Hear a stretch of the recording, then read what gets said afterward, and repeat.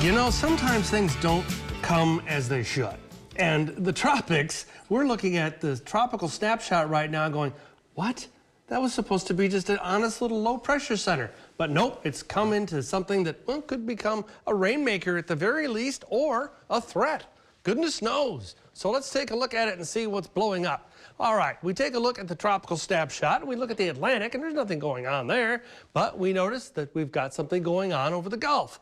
That was just an innocent little mid-level low-pressure trough. Fancy way to say, just a little ripple in the atmosphere over here back east of Jacksonville a couple days ago. Now it's sliding on down through, coming on the prevailing winds, heading on in toward the north central Gulf. Has a 10% chance of becoming something more. Translation: this could take on some tropical characteristics, and if it does, well, it's going to be a better rainmaker. We're not expecting this to become anything threatening, seriously threatening in terms of like tropical storm or anything like that. That's not on the table right now, that's for sure.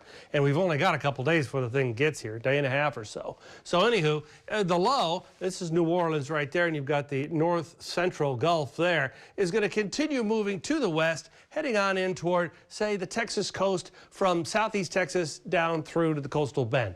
Then, as it makes its way west, it's going to generate showers, a lot of rain potentially for Louisiana and some along southeast Texas way. But for us, we're on the south side of it, probably just going to see some of the scraps rolling around the counterclockwise flow of this low as it moves inland over the course of Friday to Saturday. You know, we're just not going to see a whole lot of action down on this side of the system. And then it's just going to kind of wither once it gets over land, of course. Hey, all this talk about the tropics has me wanting to talk about the season overall. You know, a lot of times you just don't, if you don't think about it every day, and it just kind of, it's out there. But let's think about it. Where are we in terms of the hurricane season? Well, we're just getting started, frankly. Here we are right here at the end of July. Now, 86% of all named storms form after August 1st.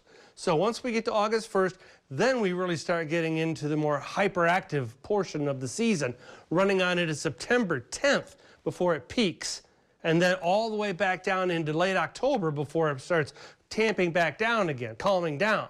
So we've got a long ways to go before this season's over. Don't be, I know we haven't had much activity at all. We've had a lot of dust in the air. Upper level winds have not cooperated. It's been very calm.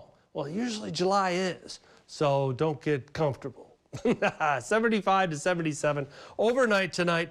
Tomorrow, heading out the door, you got 80 by 8, mostly clear skies, weak southeast breezes, and then for the day, 93 by noon and 98 by 3 o'clock in the afternoon, with the southeast wind and sunshine routine taking 101 and making it feel more like 110 for you, McAllen. 96 at Brownsville is going to feel a whole lot hotter because of the humidity.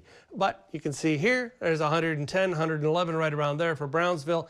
Everybody gets a piece of the pie when it comes to the humidity and the heat index, or what your body thinks it is out there. Brownsville is going to feel every bit as hot as McAllen tomorrow. Yeah, there you go. See, it's equality right there. 7-day forecast takes you right through with that little chance for a shower courtesy of that tropical, wannabe tropical low coming west across the north central Gulf. So maybe we'll get some showers out of that. That's possible. And we could use them. Yeah, a couple of showers.